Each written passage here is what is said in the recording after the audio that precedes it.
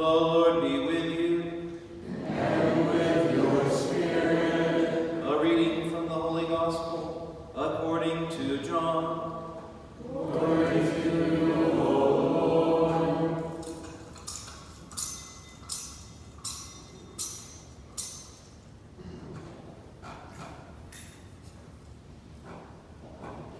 Jesus said, Amen, amen, I say to you, whoever does not enter a sheepfold through the gate, but climbs over elsewhere is a thief and a robber. But whoever enters through the gate is the shepherd of the sheep. The gatekeeper opens it for him, and the sheep hear his voice, as the shepherd calls his own sheep by name and leads them out. When he has driven out all his own, he walks ahead of them, and the sheep follow him, because they recognize his voice. But they will not follow a stranger. They will run away from him, because they do not recognize the voice of strangers. Although Jesus used this figure of speech, the Pharisees did not realize what he was trying to tell them. So Jesus said again, Amen, amen, I say to you, I am the gate for the sheep. All who came before me are thieves and robbers, but the sheep did not listen to them. I am the gate. Whoever enters through me will be saved, and will come in and go out and find pasture. A thief comes only to steal and slaughter and destroy. I came so that they might have life and have it more abundantly. The Gospel of the Lord. Praise to you, Lord Jesus Christ.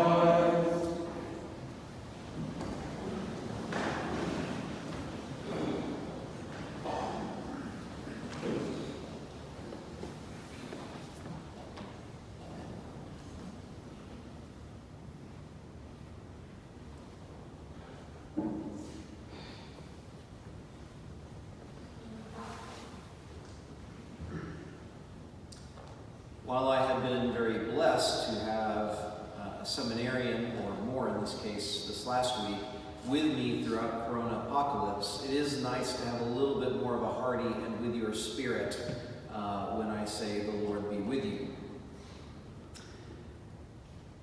I would like to welcome in particular two of our seminarians, Mr. Nick Napier, who will be, God willing, unless he really messes things up in the next week or two, ordained a deacon this May, a transitional deacon. He's assigned to Mary, Queen of Heaven, so we'll be seeing at least a little bit of him if Father Fenton shares. And God willing, a priest next summer. We also have Mr. Andrew Babb, who was our reader, and he is really in the first year of theology, so he's got a ways to go yet. But with your prayers and sacrifices, I'm sure you'll get there. We also, of course, welcome their friends from the Diocese of Dallas, who are with us on a little bit of vacation, Kevin and Vu. Welcome. Hoy es el Domingo del Buen Pastor y voy a hablar hoy sobre mi rol como pastor, especialmente en la mitad de esta situación, la necesidad de avisar, enseñar y guiar, pero también mi rol en ayudar a ustedes, padres, que son los pastores de sus familias. Y el rol que ustedes tienen, que es muy importante, porque ustedes están aquí solamente 1, 2, 3 horas cada semana, pero sus niños están contigo por mucho más. The series that I've been preaching this Easter, especially in light of the fact that most people have not been able to approach the sacraments, is encountering the risen Christ in many ways, and not just of course, in the way he appeared in his earthly life, and not only in the Blessed Sacrament, but in other ways as well. We've spoken about the Scriptures. I'm going to speak about some other things as well. But today I want to speak about encountering Christ in his shepherds, whether that be your parish priest or parents. Now, of course, I always know that I'm preaching to a large group of varied demographics. Some of you don't have children at home anymore. Some of you wish that you had a little bit more control over your children still as they're adults and it's not working. But that just doesn't happen, as we know. But the fact is that these principles are important for all of us. Both y'all as pastors at home and me as a pastor in a parish, we all have our human frailties. And we all have to acknowledge those, confess those, and work on those. If you're expecting me to be perfect, you're going to be sorely disappointed. Part of that, though, is false expectation. So obviously I have to work on my flaws, but there are very often things where the parish priest and parents, there are false expectations expected of us, and those need to be corrected. I'm not going to go into all those today, but I think it's something that we need to be aware of, because I know that good parents who try and do what they're supposed to be doing fail miserably often. And you young people need to remember that. And once you have your own children, you'll recognize that, of course, how difficult it is to be perfect all the time. Coronapocalypse, though, has had me reevaluating what I've been doing, not in the sense that I'm feeling like I've been doing everything wrong, but emphasis, methods, etc. Because Coronapocalypse being a test that most of humanity has failed, I talked about this in my response text and video that I sent out. The failure of humanity, and Christians included, to this is based in a lack of our own holiness, a lack of our own formation as Christians. And so I think it's very important that we, as we start to come back to Mass, and for many people going back to work, thanks be to God, and the availability of activities now that our government has deigned to allow us to do things again, that we evaluate how things were and going forward improve on what we had been doing, and not simply fall back into what we were doing, because what we were doing was not always good. Now, I'm not judging individuals or every circumstance, but the fact is we're fallen human beings, we live in an imperfect world, and we always need that improvement. And it's times like this when everything's shaken up that it's good to not let them fall back into place if they shouldn't have been there to begin with. Which leads to, in this case of the church and faith and holiness, a very important question. I don't normally like talking this way because it's a possible occasion of sin to pride, but it is necessary every so often, and so I'm going to do so. And that question is, do you trust me? Now, there are people in this parish who are going to say no. There's a lot of people who are going to say yes and mean it. And there's a good number of people who are going to say yes until they're not comfortable. And that's not really trust. I've encountered that in a couple of things already the last couple of weeks. Thankfully, most of the people who are approaching me continue with the trust, albeit a little bit begrudgingly. As I've always said before, you're not following me. I'm only the representative, and I don't always represent perfectly.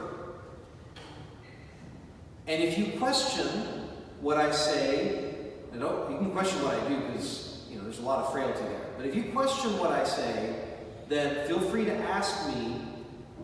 But as Mike Lewis says, make sure you got about half an hour for the answer.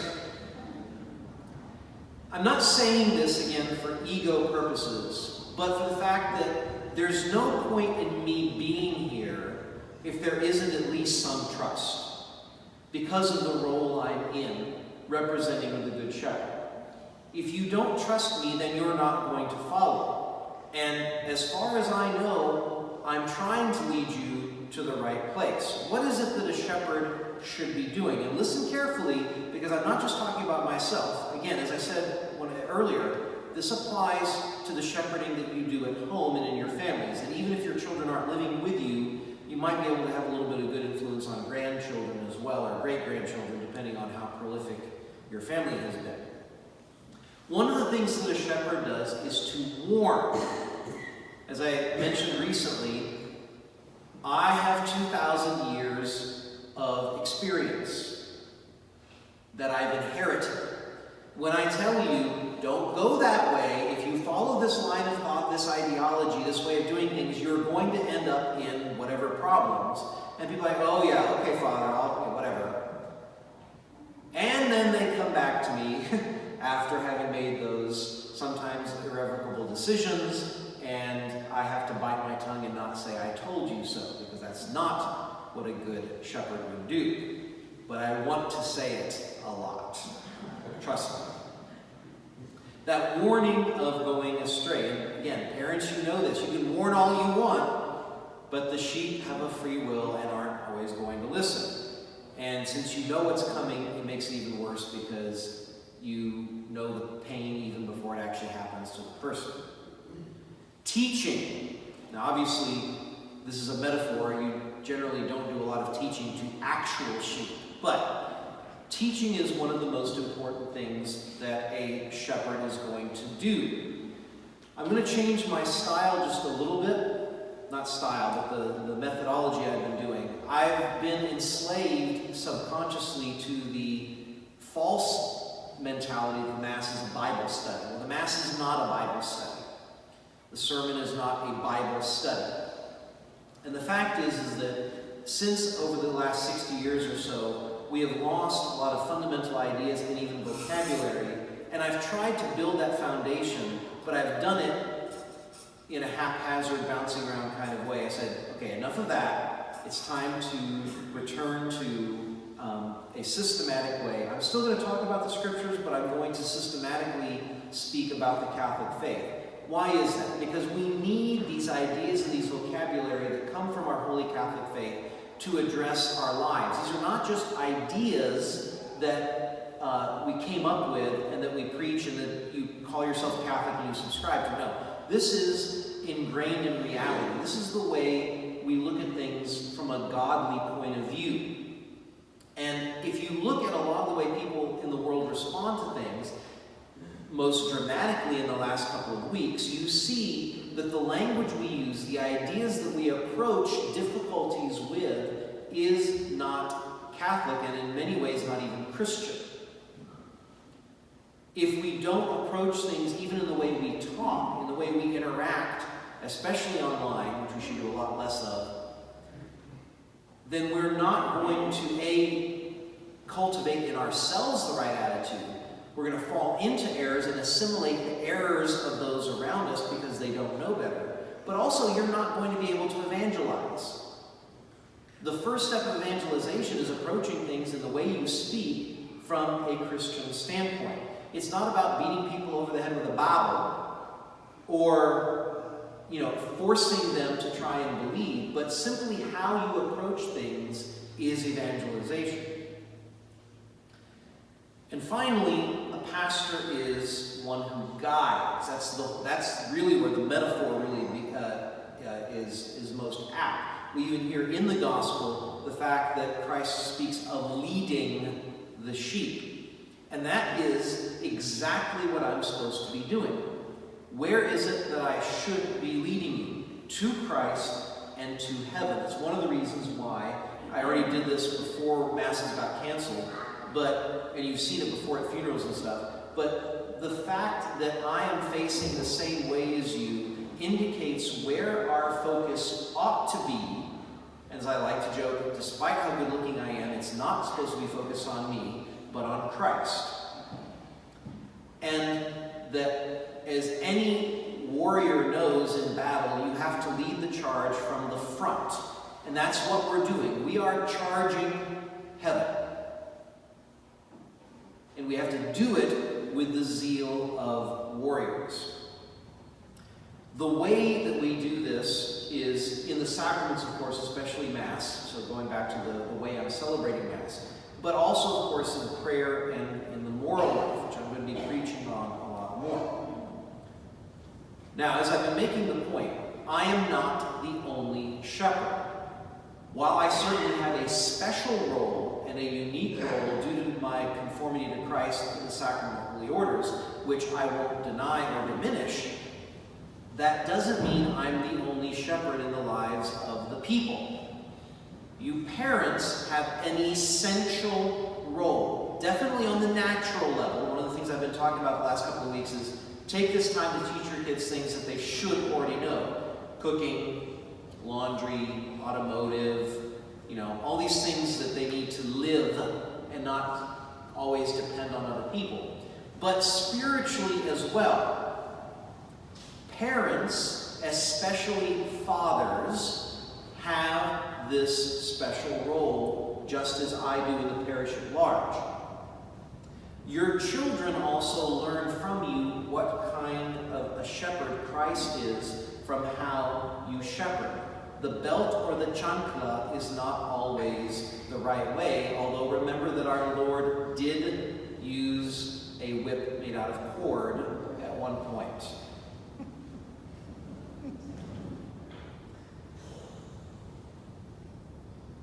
I know that a lot of women have had to step up because their men did not know what to do or how to do it, or did not want to do it. So thank you for that. But insofar as possible, you men have to step up. And I want to take just one moment to speak to the young men. Now, and I'm speaking even to the ones who are already in seminary, because not everyone stays in seminary, but please God, you do. You better. Okay.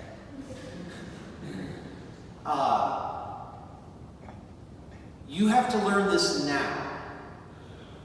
Because every one of you young men, and the ladies are thinking, well, what about us? Ladies, let me assure you very, very sincerely. You marry the right guy, a good Catholic Christian guy who's right morally and everything, and most of your family problems are taken care of. You marry the guy because of his hair or his belt buckle or any other thing. You're going to be coming to see me and lamenting about him. And what can I do? Oh, the children don't go to Mass because he doesn't. Yeah, okay, right? Okay, so that's why it's really important that these guys get it right. Because if the guys get it right, then things go a lot better. It's just the way it is. It's just the experience that we have in the family. So gentlemen, all of you gentlemen, you young gentlemen, because the older ones should already be there, but you young gentlemen are all going to be priests. You are either going to be a priest like me,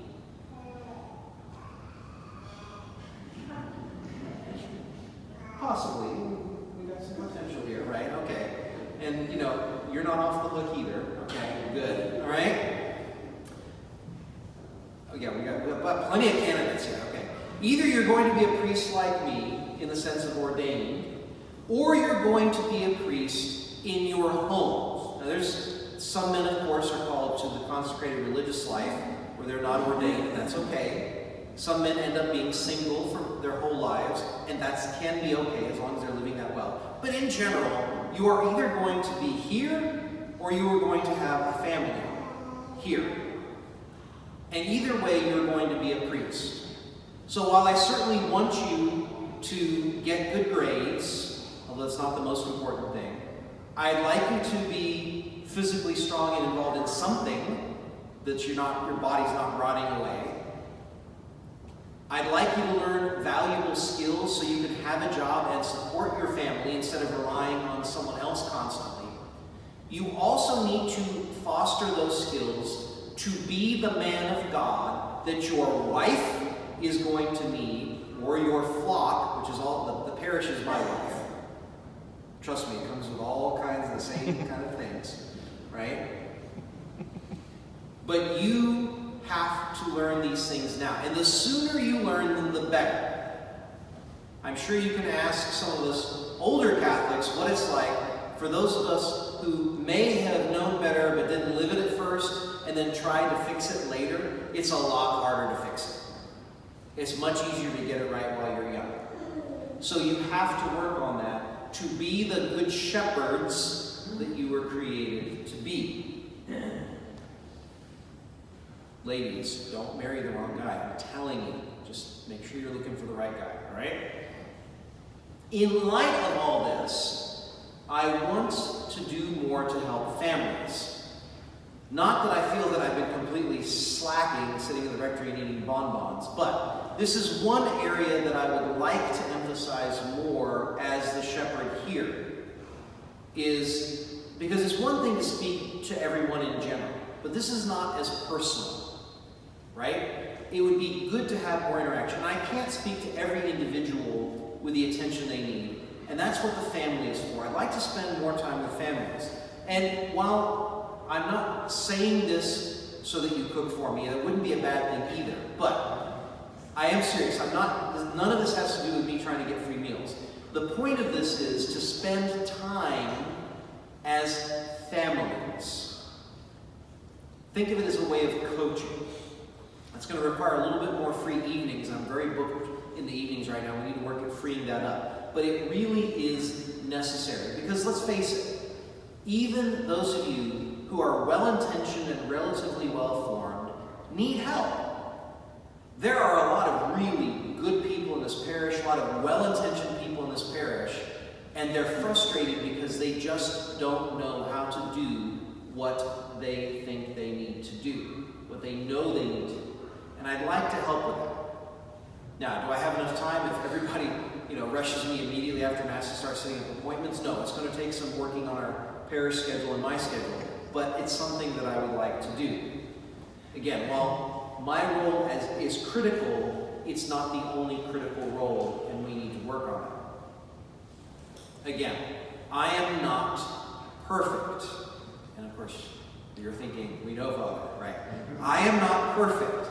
And I need your cooperation in this, because we should be in this together.